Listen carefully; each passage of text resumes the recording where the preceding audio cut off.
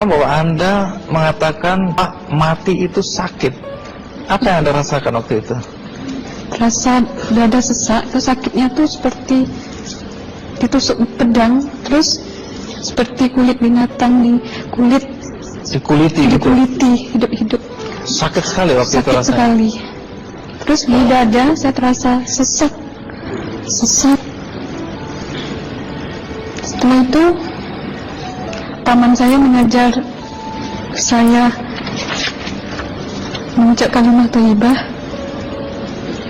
terus mengucap doa kalimat syahadat, asyhadu an la ilaha illallah wa asyhadu anna muhammadar rasulullah. Apa betul waktu roh Anda itu dicabut dari kaki gitu, Iya. Anda bisa melihat jasad Anda? Sempat saya melihat jasad saya pada waktu itu, tapi sebentar. Setelah itu saya dibawa pergi oleh dua orang malaikat ini. Dan pada waktu itu saya ingin ketemu sama ayah saya. Kebetulan ayah saya sudah meninggal. Dan suatu ayah saya meninggal, dia berusia 55 tahun. Setelah saya ketemu di sana, dia tuh berusia muda. Kok muda? Berusia 17 sampai 20 saya perkira. Anda sempat ngobrol dengan ayah? Sempat. Apa yang Anda sampaikan? Waktu itu ayah nangis. Ayah saya bilang, kenapa kamu kesini nak? Pulanglah, di rumah tidak ada orang. Kasihan lihat ibumu dan adik-adikmu. Tidak ayah, janjiku sama Allah sudah sampai. Dan pada waktu itu ayah saya menangis. Lalu apa yang dia ucapkan? Diam aja dia, tersilang. Kembali ke malaikat tadi, bentuk yang Anda lihat seperti apa malaikat ini? Dia ini laki-laki, tapi mukanya sama semua. Berapa malaikat? Dua. Iya. Fisiknya seperti apa? Seperti berserban, berpakaian ihram, mukanya sama. Wajahnya seperti apa? Wajahnya sulit saya gambarkan. Yang jelas dia ini sama, dua-dua itu sama rupanya. Apakah ada ucapan dari dua sosok yang Anda anggap malaikat itu? Ada. Apa kata mereka? Waktu itu saya mengalami perjalanan spiritual. Saya disoal oleh malaikat itu dengan sebutan Ma ayyutuka, siapa Tuhanmu? Katanya. Waktu itu roh saya menjawab, Tuhanku adalah Allah. Siapa pemimpinmu? Pemimpinku adalah Nabi Muhammad Sallallahu Alaihi Wasallam. Mana kiblatmu? Kiblatku adalah Ka'bah. Siapa kedua orang tuamu? Siapa saudara mara? Terus saya diperjalankan. Setelah itu kedua orang malaikat ini memimpin tangan saya, tangan kiri saya, membawa saya ke satu tempat, menduduki saya di sebuah kursi. Pada waktu itu kursinya tuh empuk, mungkin 8 busanya ya, cantik. Terus di sana saya duduk di sebelah kanan saya ada tiba-tiba berwujud seorang perempuan yang mengaku Amal. Kamu siapa? Kata saya, aku adalah amalmu semasa kamu hidup di atas dunia. Dan selama kamu di sini, saya akan menemanimu sampai yaumul akhir, itu katanya. Dan pada waktu itu saya melihat perempuan-perempuan solehah berpakaian muslimah, berkerudung, mencium pipi kanan, pipi kiri. Mungkin salam perkenalan pertama waktu menduduki di situ. Setelah itu saya dihijrahkan lagi, dibawa oleh dua orang malaikat ini lagi, melihat dosa-dosa besar ya.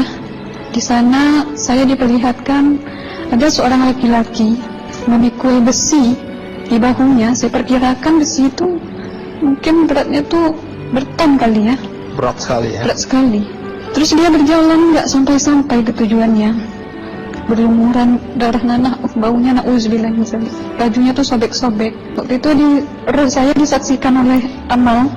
Saya tanya kepada Amal, roh tanya sama Amal, wahai amalku, dosa apakah yang manusia ini lakukan sewaktu ia hidup di atas dunia? Amal menjawab pada waktu itu, sewaktu manusia ini di atas dunia, dia ini adalah menyantet orang, menemuh orang, sehingga dia berjalan nggak sampai yaumul akhir katanya. Yang kedua, saya melihat ada seorang laki-laki saling bunuh-membunuh. Sebentar kayak gitu lagi. Sewaktu manusia ini hidup di atas dunia, dia adalah seorang pembunuh, hingga dia tidak mau bertanggung jawab terhadap orang yang dibunuhnya.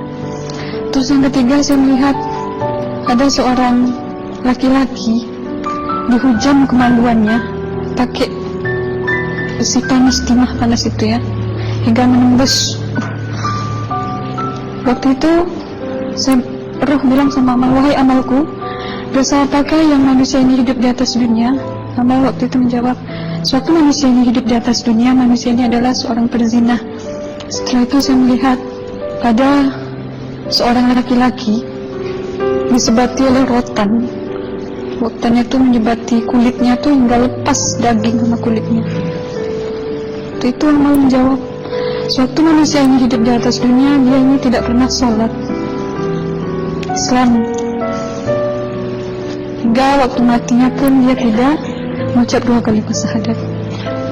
Dan pada waktu itu roh sama amal sempat menghafiz Quran pada waktu itu dengan harapan supaya orang manusia yang Allah siksakan ini bisa terampuni dosanya.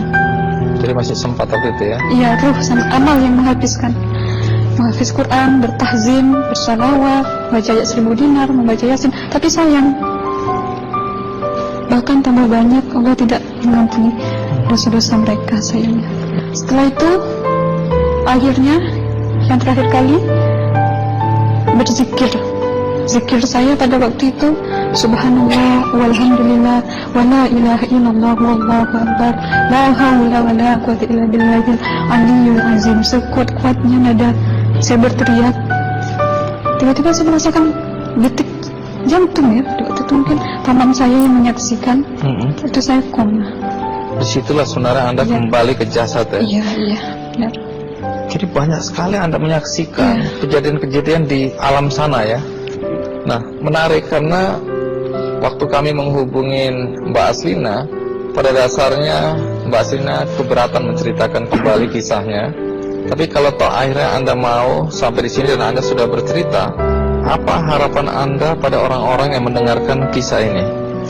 Ya, harapan saya pertama, ya lebih banyak menyambut puasa ya, lebih banyak mendekat diri aja sama Allah, perbanyakkan amalan soleh, perbanyakkan zikir, perbanyakkan sholawat, baca Quran, dan sebagainya.